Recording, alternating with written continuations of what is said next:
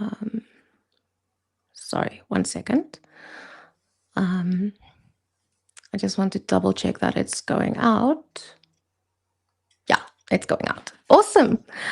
Welcome, Maksym. Thank you for being here. Thank you so much for inviting me. It's always a pleasure to talk to you, and I'm super happy to share this. I mean, it's also evening your time with Yeah, you it's chatting. yeah. Yeah, it's nice, and I feel like we only ever meet up when we discuss work. You know, like Yeah. it's like this is my Well, friend, but we only talk about work. what is work? I mean, uh, there's a Ukrainian kind of way saying, you know, the the I don't know how it's even translate properly, but the kind of life we're living, the Yeah, kind of work we have. So yeah, I don't think exactly. it's actually work when it occupies every possible second of you being conscious. So yeah, of course. That's a very good. Um, I, I like that. It's nice. It's very very fitting. Yeah. Um, Яке життя, така й робота, which is in Ukrainian. thank you. I'm gonna look that up after the stream. I can just write it down on my flashcards somewhere. Yeah. Yeah. Um, so last time we spoke, uh, it was shortly after your book was launched. Mm. How have things been since then? What have you been up to? What chaos have you been creating? Um, where have you been speaking? Like, yeah. Yeah. Well, it's indeed been a while. I think once you look at the 2 years, and it feels definitely more like 2 decades, if not more, of everything that has happened.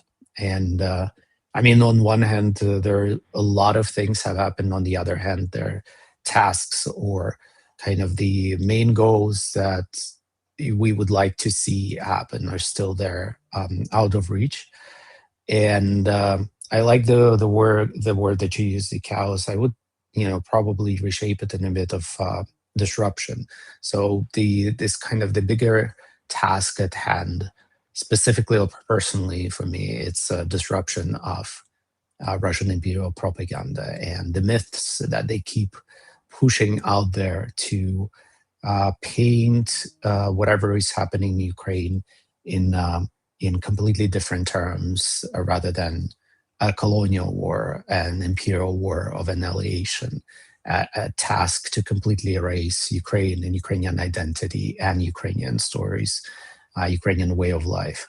So they produced lots of it daily, but I also feel like since 2022, we did manage actually to bring some really much needed disruption to the conversations about Russia and the way people look at Russia, the way people understand Russia has been changing, not only probably in the West but around the world as well.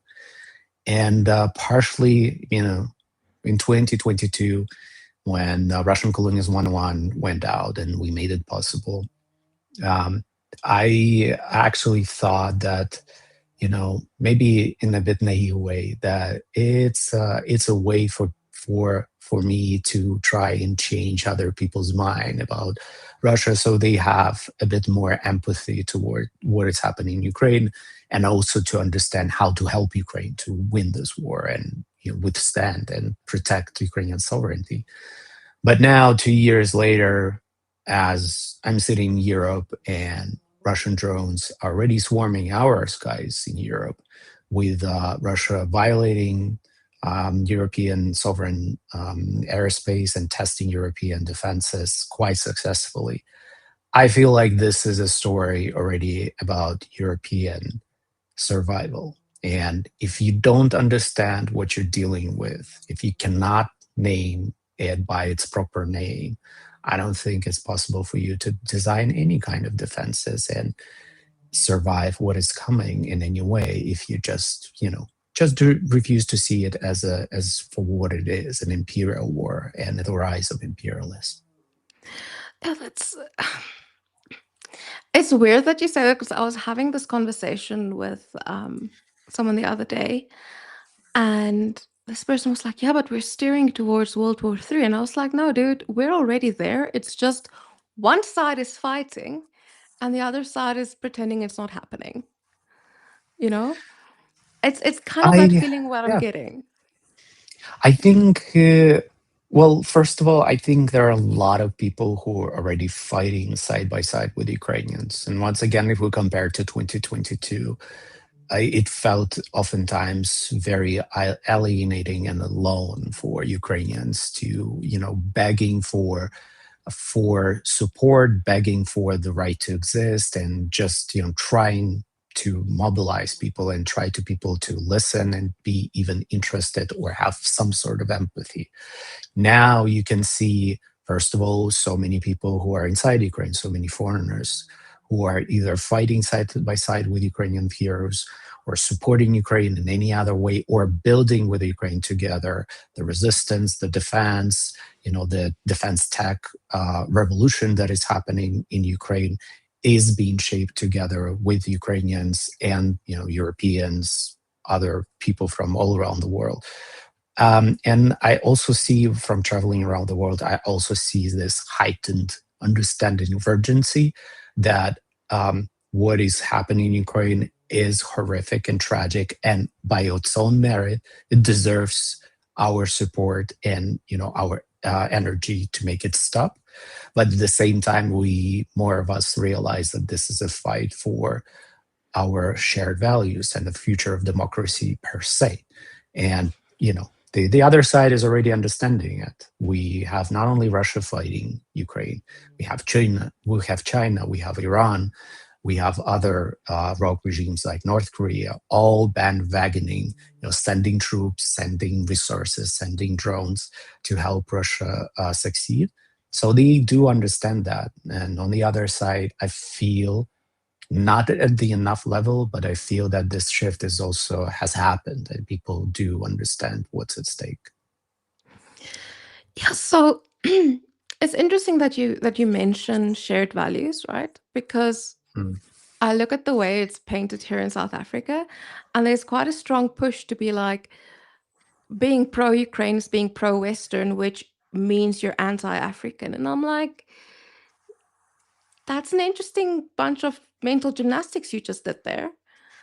mm, Um, but if you're uh, step out of, I feel like oftentimes like people are so focused, especially like in the global South, we're so focused on a West versus whoever kind of approach that we overlook something like colonialism as its whole and mm, being either and then acknowledging that colonialism can or does not only come from the West, you know.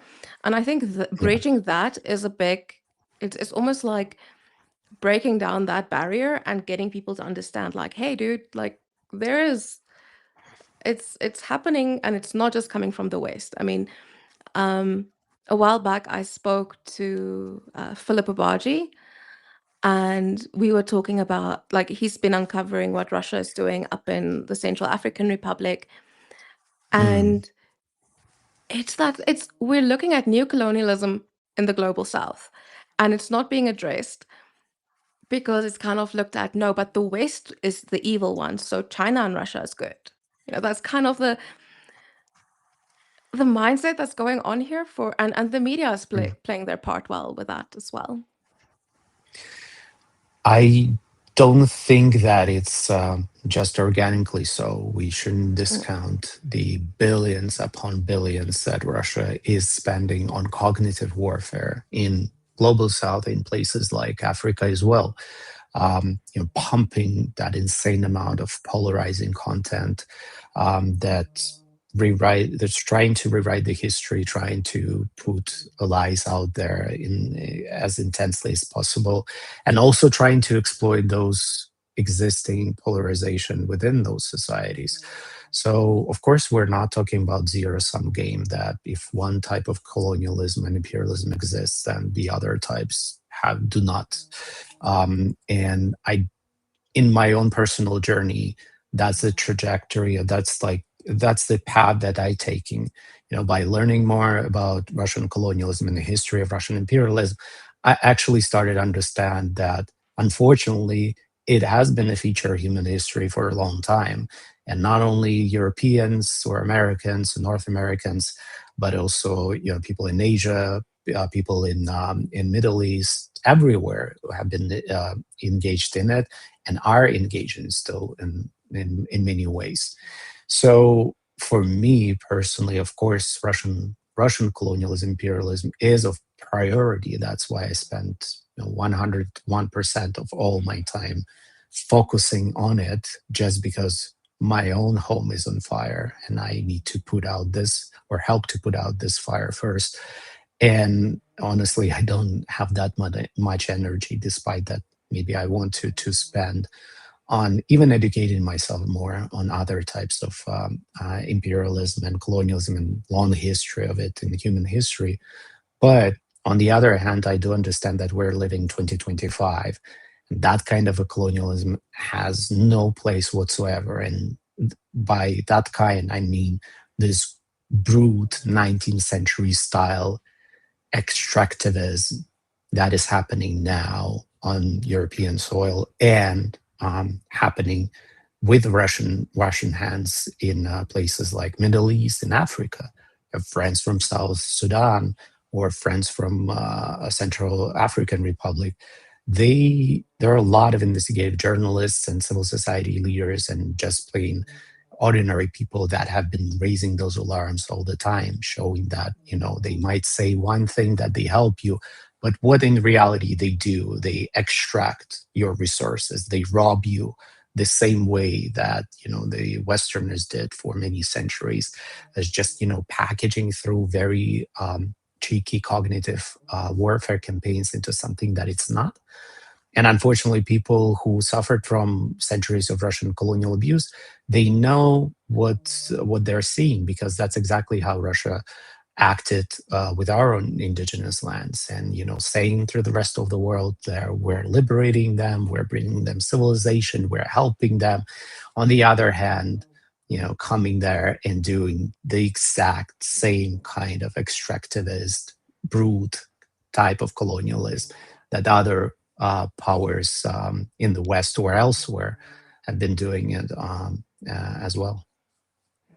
Absolutely. And I think in this case, it's kind of the um, I always well, this kind of comes down to like where do you find common ground, right? If Mm, you're trying to bridge this gap between someone who is not seeing your point of view, where do you find common ground? And it comes back to once again, the shared values we have. And there is I listened to a talk by um, he's a professor here in South Africa at the University of Pretoria, mhm, where he said that and he spoke specifically about children's rights. And it's Dr. Elvis Fukala, and he said childhood is the one experience all of us share. And that is why we should all be concerned about what happens to a child. And it's like, makes obvious sense, but when you say it, it's like, wow. mm, Um, so I know there is um, one of the reasons that actually made me reach out to you for this interview was you wrote, now I can't find it, but you wrote a tweet a while ago on how Russia is, um, treating the children in the occupied territories. And your specific thing was on your Substack where you say child theft is Russia's colonial tradition. And I know I was at an event here in South Africa and we had kind of an activist session. And once we told people about what about Ukrainian children who are being kidnapped and mm, then being um, Russified and then militarized, you could see people came out to us. They're like, okay, how do we help? You know, Mhm. but there's that. On the one hand, that's one thing. Like this, we have a bridge. There's quite a significant gap in South Africa between the general public and the activism community. So that is something that I know exists. Um, but dealing with the kidnapping of children, and I've read your book and I read it and I'm like, hey, but they're still doing the same thing. They're still kidnapping children. And in your specific Substack, that this I'll post. Let me post it in chat for people to read. So I'm Thank posting you it so much. in the YouTube chat, just for anyone who's wondering. It's on in the YouTube chat. There we go. And it starts off with a paragraph that, like a little bit more than paragraph, but you basically started off and I'm like, yeah, this sounds like it's happening in Mariupol, you know? And then you're like, oh no, this is 19 what? This is Second World War Germany, just after the Second World War. Mm. Um yeah, the first 4 years of the Soviet occupation of eastern parts of Germany. Um and it is weird to hear that again, and it was the same thing when I remember reading your book and reading the first entry in your book. And I read it, I'm like, yeah, but this has got to be Ukraine. But the entry says something else. I think it was Tanutuva, if I'm not mistaken. Um, Yeah. and I'm like, but it's the exact same. Mm. Um, so can you talk a bit more? And I mean, obviously you're from Zaporizhia. Um, how have you seen that? Like, do you have contact with people still in Zaporizhia who have children there or who are experiencing this? And how are you seeing this play out? Mm. Well, first of all, thank you so much for sharing that. That's part of the um, part of the honor that I have by after Russian Colonials 101 guidebook went out, that we were able, with the support of so many people, to put together newsletters and audio shows that expand on all those topics and on all those stories that we briefly only happen to mention in the book. And the newsletter that you quoting is part of that constellation of the content and projects that we were able to put out there. And indeed, in one of recent editions of this newsletter, I talk about Russia stealing indigenous kids, and how it's not just a weird, horrific thing that people do, oddly enough, but it's a part of a centuries-old warfare tactic that actually being used systemically by Russia wherever they go, in wherever they invade. And yeah, indeed, the story that I shared is happening in the first years of Russian occupation of Eastern Germany, after the Nazi regime was defeated, and after the Allies invaded Germany.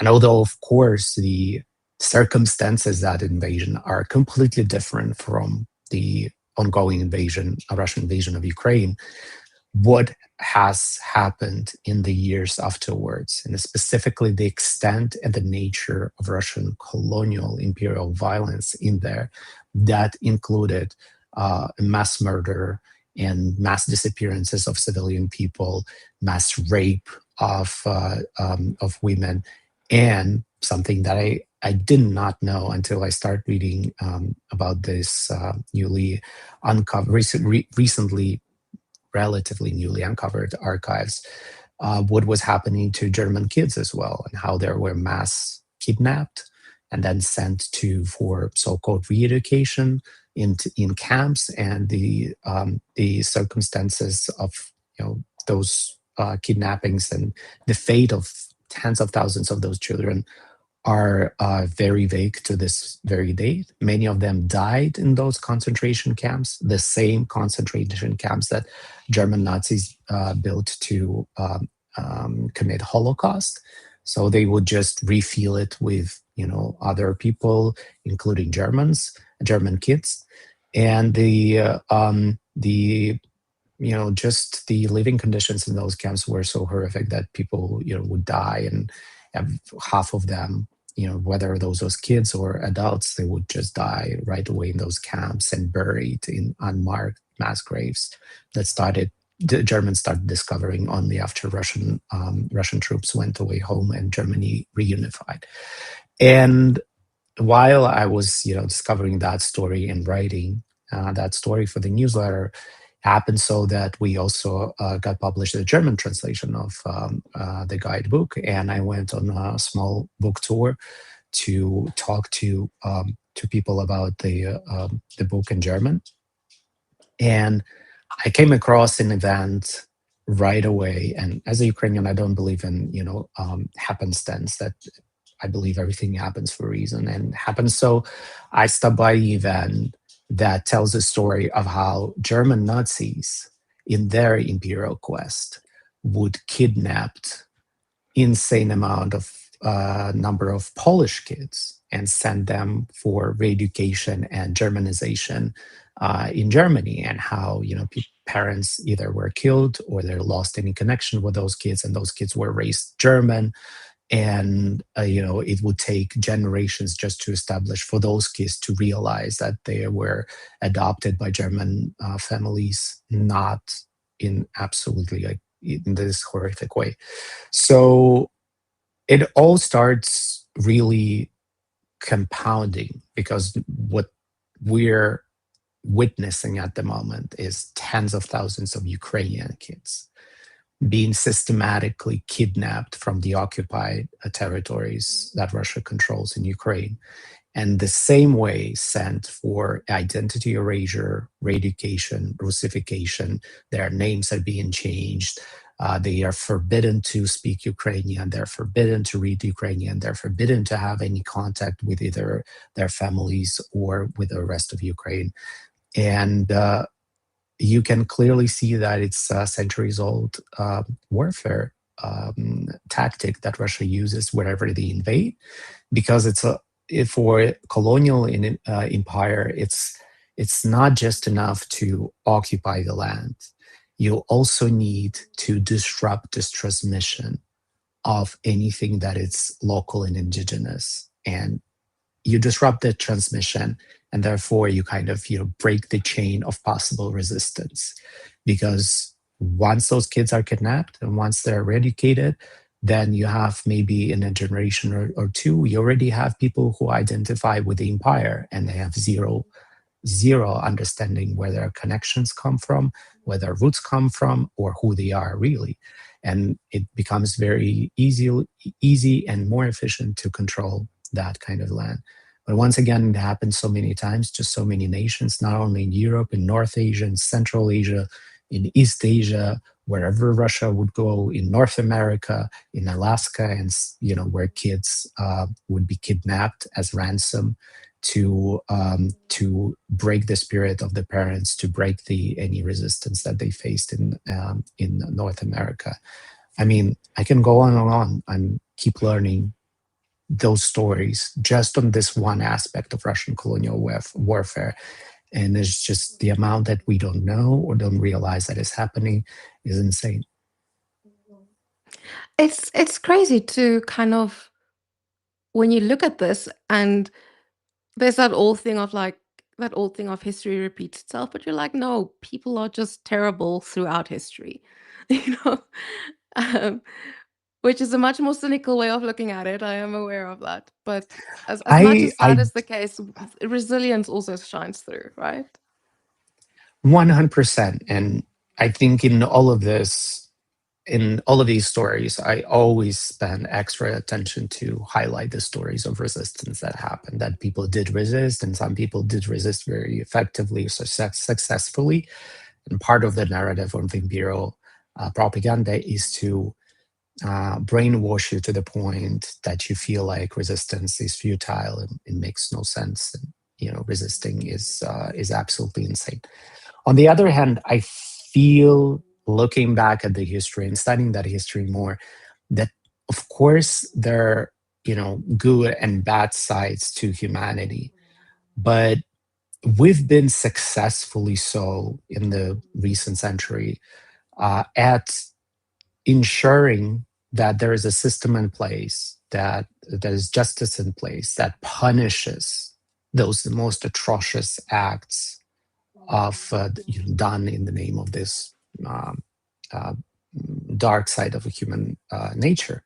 Not to be too philosophical about it, but practically what is speaking, we had a system in place to investigate and punish the genocide makers and horrific war crimes, and all that was built after World War II, imperfect how it was, but it still was in place, and it helped to bring some sort of peace, or at least to prevent, or at least to punish some of the worst things that were happening in the last 100 years since the World War II, at least. But what we're seeing now is that these kind of horrific crimes are committed in broad daylight in 2025, almost live streamed. We can see all of it happening. And by the sheer volume of it, these empires are trying to overwhelm us and force us to normalize that kind of violence. That if you kidnap tens of thousands of your kids, that's okay, because basically how you can ensure that the justice is served. There are international arrest warrants for Putin and for so many people in his circles who are internationally recognized as mass child kidnappers, which constitute a war crime, which constitutes a crime of genocide.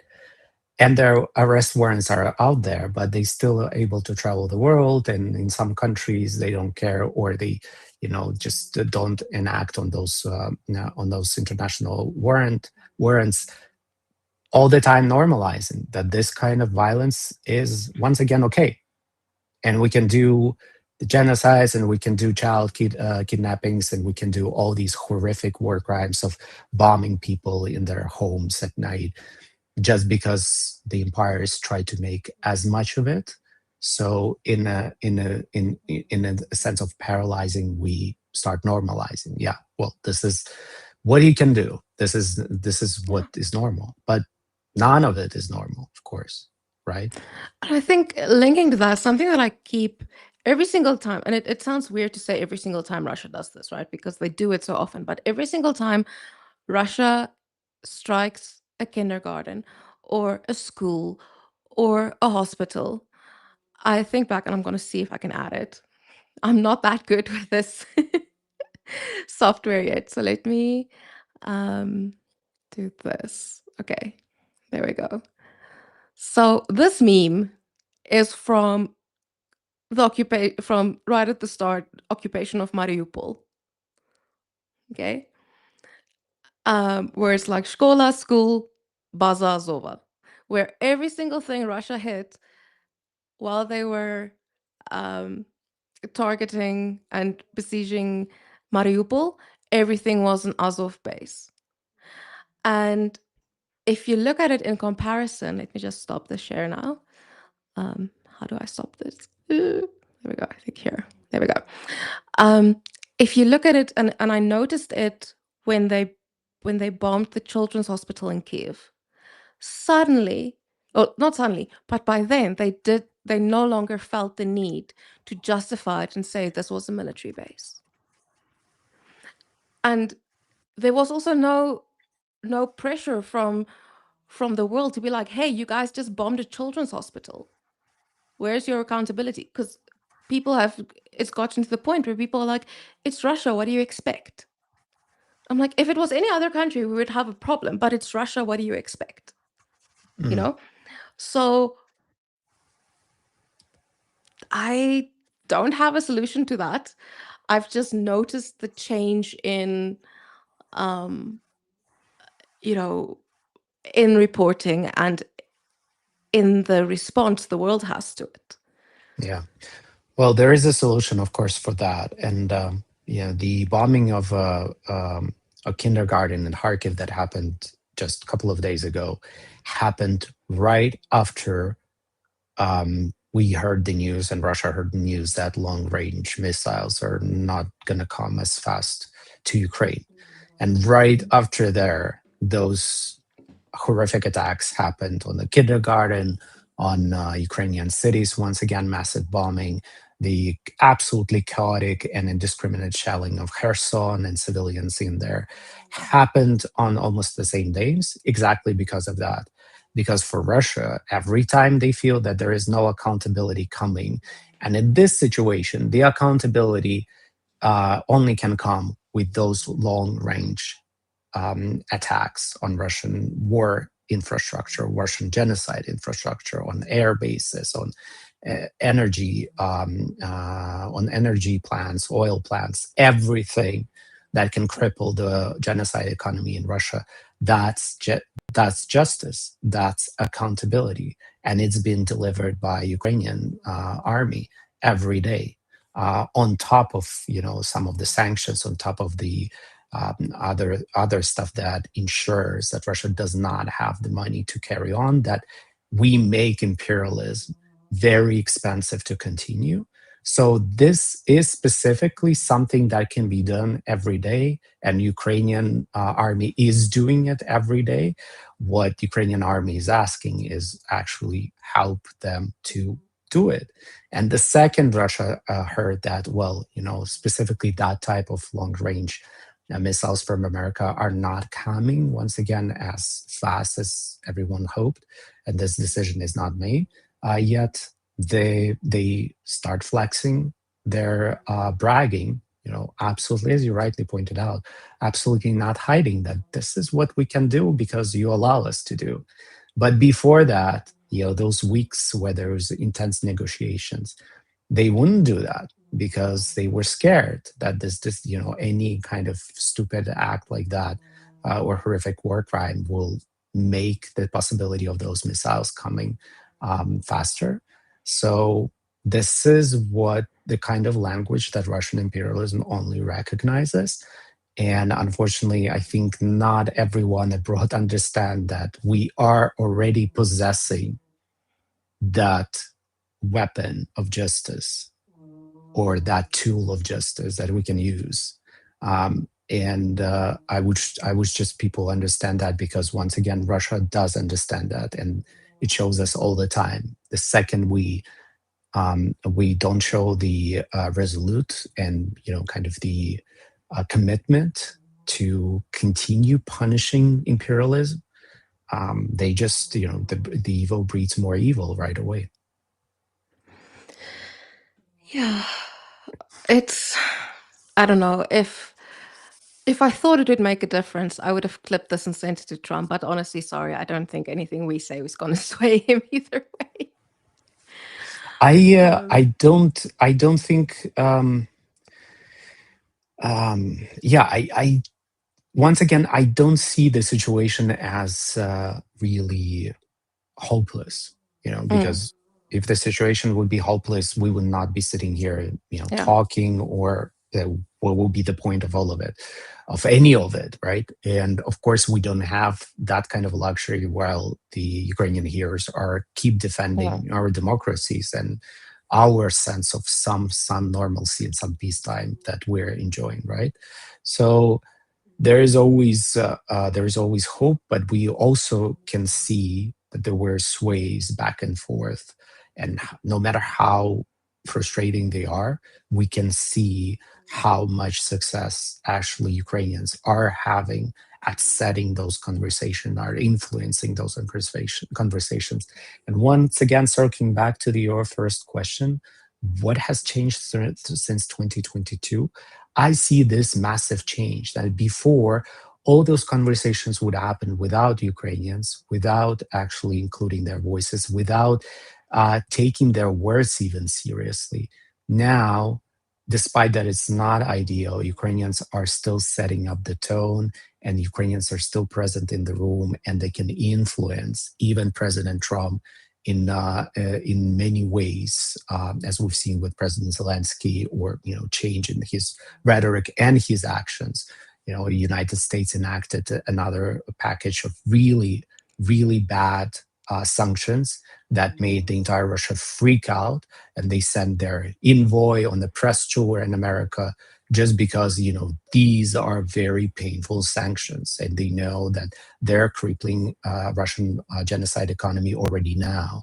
So I feel so much still potential, and once again, one of the main vectors of Russian imperial propaganda and cognitive warfare is to keep reminding us that whatever we do, it doesn't matter. There are so many war crimes, and there are so many opportunities for them to hurt and bomb and kill, that you just need to give up and sit. But it's important to always take this reality check all the time and see what are the facts are now on the table.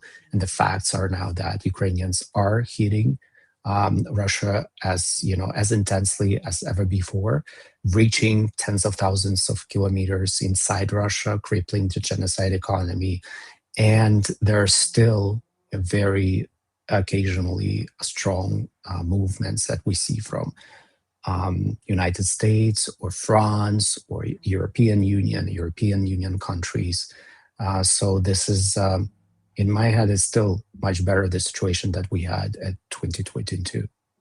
Yeah, for me, also for me, like I have friends and family ask me, like Trump says something, and they're like, "Oh, what you hear? Did you hear what he says? What do you think?" And I'm always like, "No, but he doesn't get to decide. Um, whoever in the European Union doesn't get to decide." And I know it might sound arrogant to say that, but through working, like I work with the soldiers every day. I'm like, "What do you guys need?" I'm not there on the ground with them, but we provide them with what they need. And I'm like, those are the guys making the difference, you know? Um, so oftentimes people are like, yeah, but Trump's gonna end this. I'm like, no. Or this guy's going, I'm like, no. It's the soldiers who are fighting, who are making a difference. And also um the resilience of the Ukrainian people. And it's terrible that that anyone needs to be resilient in the 21st century. Like I thought we were like every time I speak to someone, they're like, how is this happening in this century? You know? It's like this constant repeat of how is this happening? And I've almost gotten to the point where I'll leave that to the philosophical people. Right now I have a job to do kind of thing, you know? Um, but 100%. I think your thing of saying like, you know what, you've got to, because I always say like, you know what, we focus on what we can control. And you've kind of expanded on that and said, you know what, we can focus on that, but we can still recognize the good that is happening, and the Yeah. progress that it's making. I do just want to say thank you to at WL200 for the $5 super chat. And then I do want to remind you all that we do have a raffle going on. It is, it's on our Facebook and our Instagram. No, it's not on Instagram. Facebook and Twitter has it. I haven't, and it's part of the long stream I had with Viper on Friday.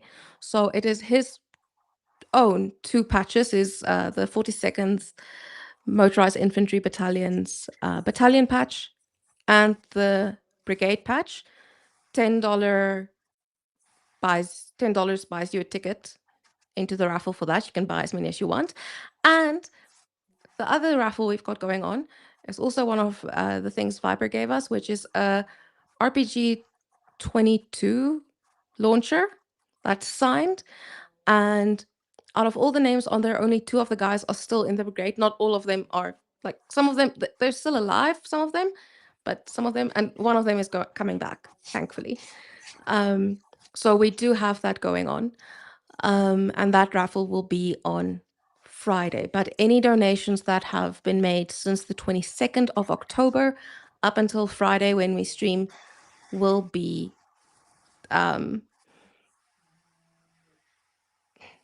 taken into account. So I do just want to say that, guys, because our guys in the 42nd, they have 0 vehicles at the moment.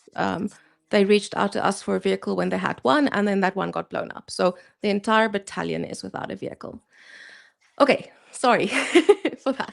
No, thank you so much for doing it. I think this is one of the really super practical things that people always need to remember, that if you feel overpowered, or you feel kind of frustrated, or you don't like the news that you're hearing, or you feel heartbroken by the evidence of war crimes that are happening in Ukraine daily, there is a very small personal way that you can do and convert that into actual help. We've been doing that for how many years now? Since We know for 2014, sure you've been doing it. we Yeah. know for sure that every donation can be that critical one that does deliver what is needed on the front line, that does save lives, that actually helps people to save their lives, the lives of the people next to them, the civilian lives. That all matters, and it's something small that everybody can do.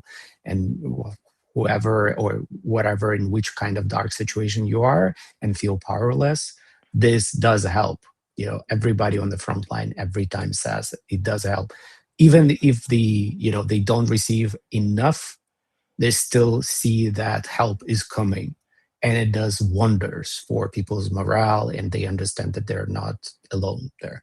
So please, yeah, thank you so much for keep doing that, that you still have firepower every day to do that. But everyone who donates, and I know that the people who are watching now are going to be watching later, usually the core people who actually donate all the time, that matters so much. I think my words cannot fully describe the extent of it. I want to ask, guys, do you have any questions for Maksym? And Zhenya is here. So Eugene is one of our friends. He's Ukrainian. Zhenya, he's awesome. He's been volunteering since 2014. Um, Keith, do you have the link to Zhenya's PayPal?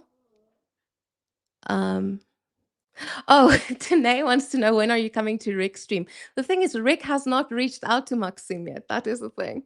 Because I sent Rick, Rick messaged me. He's like, hey, can I have his details? I'm like, yeah, here's the email address. And Rick is, every time he's like, I haven't contacted him yet.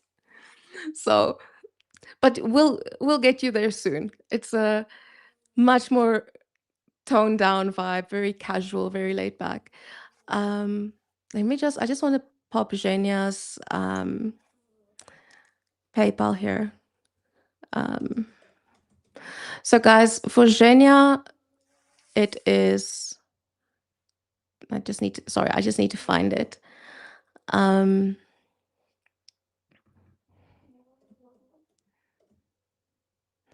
Okay, I am going to find it just now. Keith, are you having luck finding it? Sorry, let me just check here. I know where it is. I know where to find it. Just if you guys want to donate directly to Zhenya, to his organization, then you can do that. I'm just quickly searching. Oh, it should be here. There we go.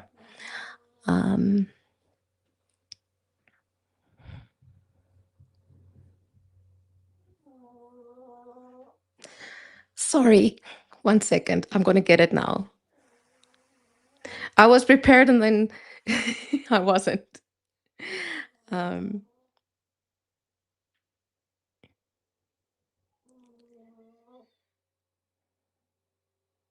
Okay. See here. Okay. Guys, it is, I know where it is. Sorry. This is very uncoordinated. I'm very sorry. Let's get this here. Okay, there we go. Now I have place where it. Okay, so guys, because Zhenya is in Ukraine, he does not have a direct PayPal link. So please just use that email address. And Tanae, just say if you want to be a mod on our Discord server. Honestly, just say it. I'm like, seriously, it's terrible because like everyone here is like from Rick, mostly from Rick's community, and also the mods. I'm just like, do you want to be a mod? And then like, let me ask Rick.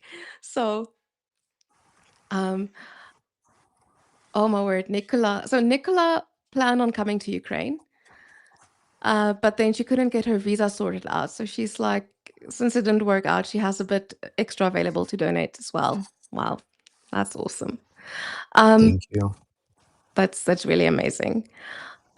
So are you familiar with the organization Almenda? And I'm probably pronouncing them wrong.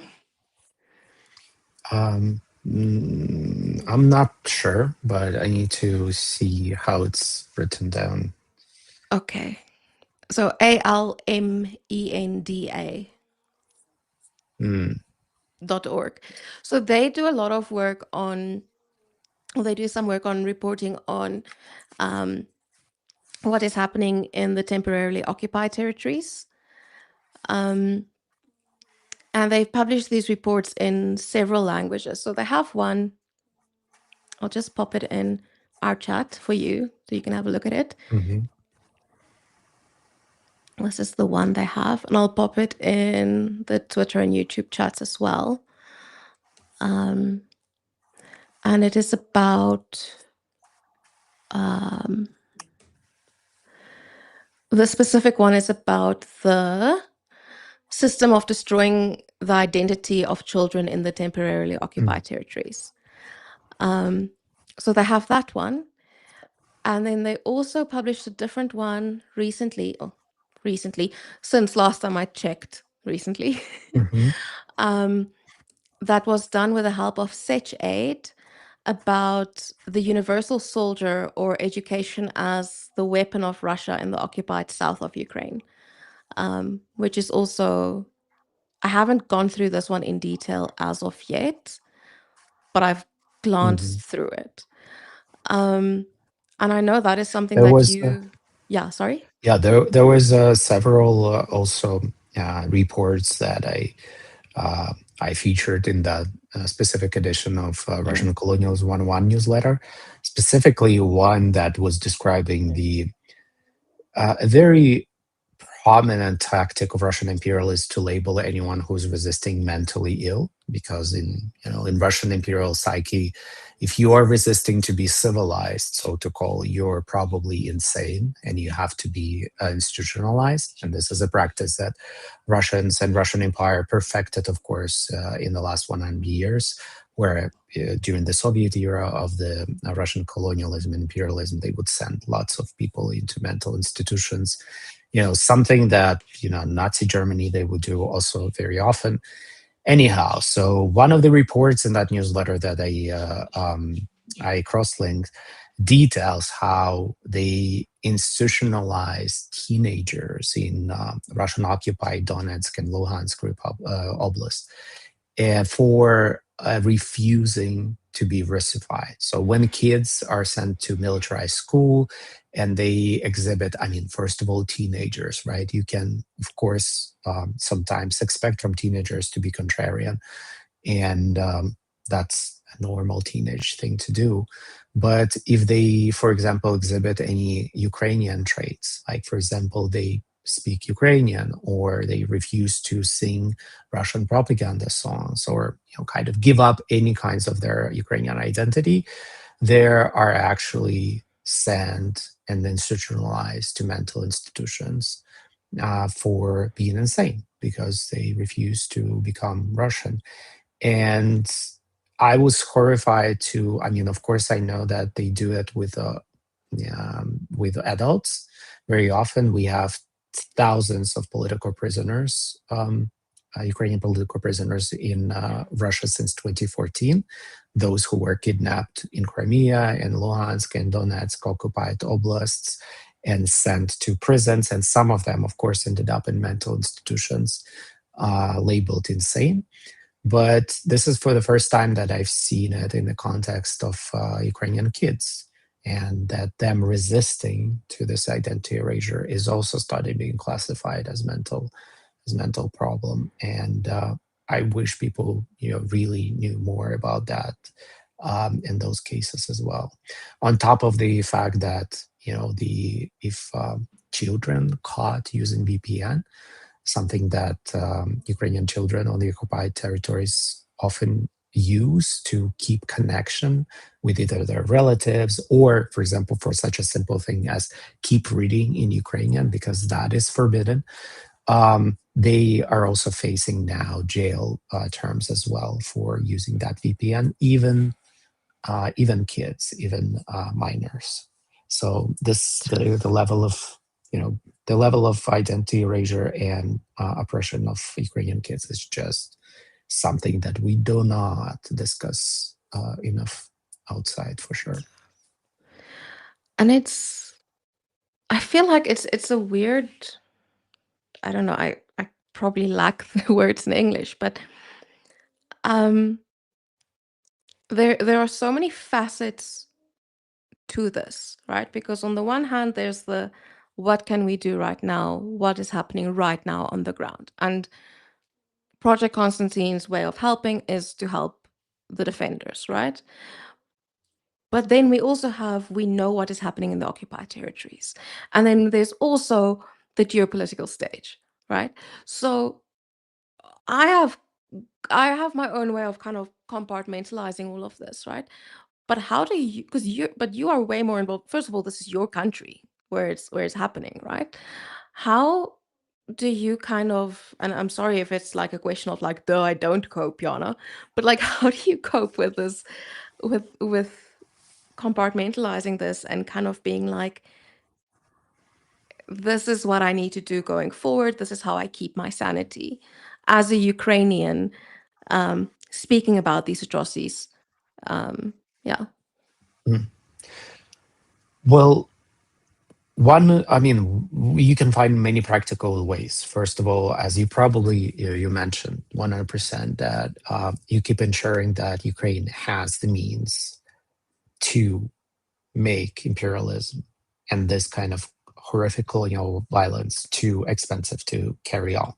And you can do it by sending Ukraine arms, by helping Ukraine to produce more arms, to power Ukrainian defense tech revolution that is happening, that is creating this asymmetrical advantage, not only for Ukrainians, but for the rest of the world, for the rest of the democracies to face imperialism and ensure that we're ready and prepared to defend ourselves.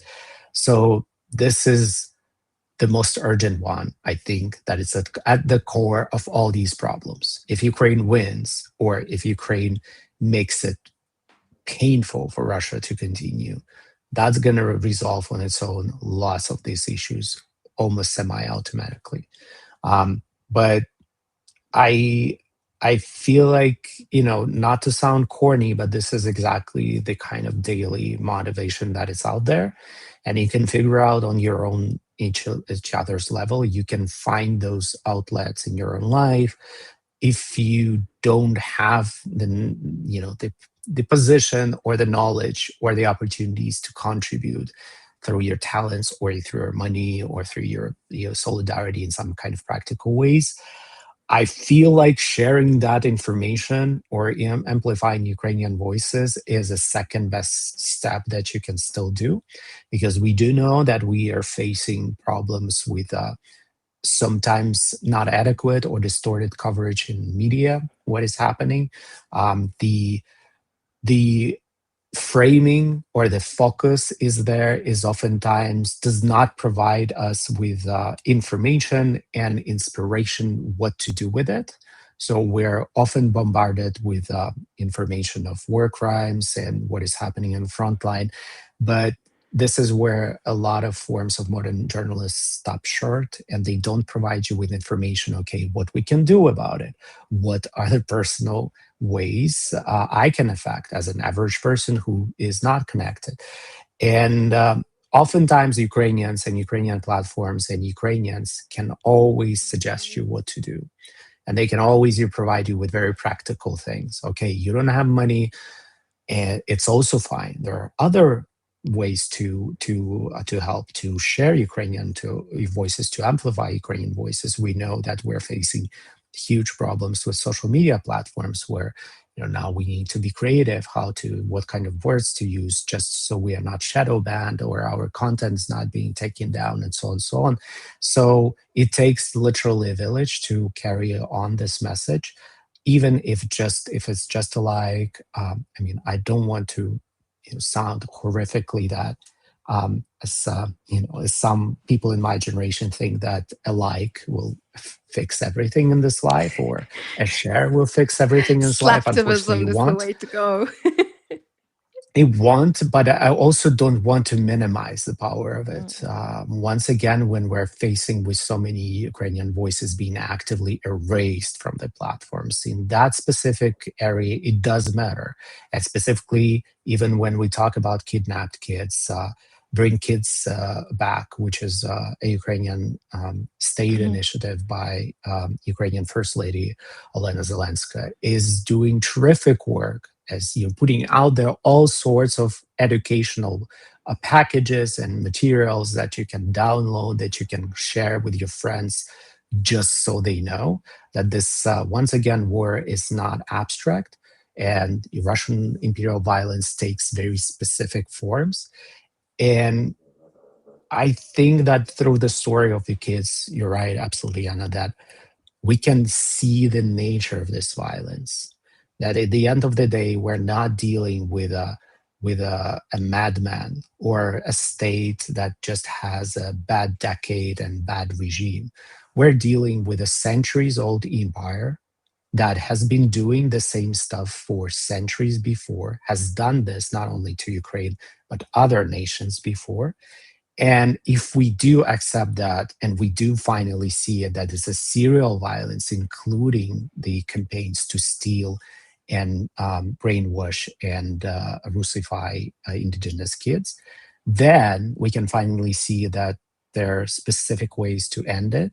And whatever is there now on the table is just one cut it, because we don't see at the root of the problem. And the root of the problem is not Putin, is the culture of imperialism that brought up Putin, is that culture that is centuries long. And by, just by removing one person or focusing on one person, we will never ever change that, or we will never even design our own defenses in the right way. Wow, you have just Tanae in chat is saying this is such an important message. I'm like, yes, like from now, like I just want to clip it and like play it in live, like just make this my ringtone, basically. Thank you so much. You're very kind. Thank you. um, yeah, but I did promise you only an hour because I don't know what your availability is like. But I feel there is so much we can still dive into. So please, can I invite you back sometime? Yeah, of course. I, Okay, I super. never can say no to you, of course. Thank you. And then I will also speak to Rick because I know he's been wanting you on the stream as well. We actually spoke about it last night. And he's like, oh, I still need to message him. I'm like, I know. So thank you so much for being here. Guys, please. Oh, poor Paul. He was late. He watched the whole stream at 1.5 speed and he just caught up and we're ending the stream. But thanks, Paul. Guys, please go check out Maksym's work. His website, the link to his website is in the description below in the video. Please go check it out. His books are still available to order. Yeah, of course. Of course. So I'm getting Radek's English one because you gave him your Ukrainian one, and I forgot to take it with me. So now it's just waiting for me in No Polish. worries. Yeah. But if I can encourage people to actually do order and do Mm. buy Ukrainian books, whether it's in Yeah. translation or in original, not only because usually the ancient traditions of Ukrainian book printing are so ancient that the books that are coming from Ukraine are oftentimes exceptional quality, and they're just very pleasant to place in your hands, or put on the display.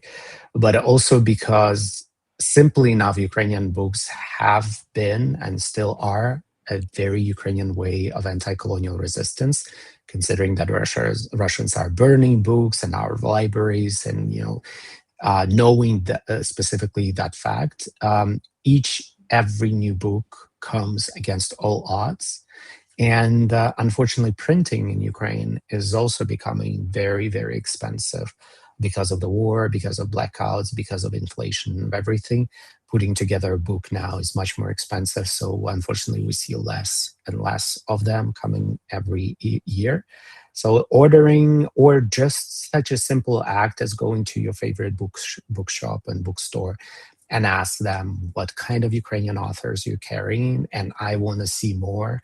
And please, do order this and that, or any titles of Ukrainians, is actually matters more than you can imagine, especially in faraway places like South Africa or somewhere outside of Europe. So I do encourage you to do that. Also, very small act of solidarity, and help Ukrainian books to travel around the world, and just being physically present in your favorite bookshops and bookstores. Awesome. I see Maria is in the chat. So Maria is Ukrainian. Sorry, I know I told you you can leave, but Maria is Ukrainian. She lives in Japan, and she has this thing where she's teaching the kids there about Ukraine. Oh, Um, that's very cool. so the thumbnail that I have up, the background was actually some of what one of her kids drew that. Oh, Um, super. yeah, so she's got that. She's got books that she submitted to the local library and everything. So it's really So so her badass. saying plus plus plus plus plus plus plus yes. I'm like, this is exactly the when you were saying it, I was like, I wonder if she's watching with the time zone difference, but she's watching. So I was like, that's Yeah. exactly who this was intended for. So Thank you so once, much for yeah, inviting me. It's always thank you so pleasure. much. It's such a, like, laid back and nice and comfortable conversation with you always. And, super thanks to your audience as well for supporting you and your work. And I think I cannot recommend it or endorse it enough. Yeah, thank you for doing it, and for simply being you, and not giving up. Thank you. I appreciate it. And likewise to you. So, guys, with that, I'm gonna end the stream. Maxim, thank you so much. I cannot say Thank it you. enough. Like when Olya canceled on me, I was like, crap, I am not ready for just one-on-one with Maxim. Because like No in my worries. head, You're you're like always here, ready. right? You're like here. No, it's always pleasure, and conversation with Awesome. you is always Super. very good, amazing. Yeah, thank you so much for inviting. Thank you so much. Have a good evening. And thank you Slava everyone for Ukraini. being here. Heteram Slava. Thanks. Bye.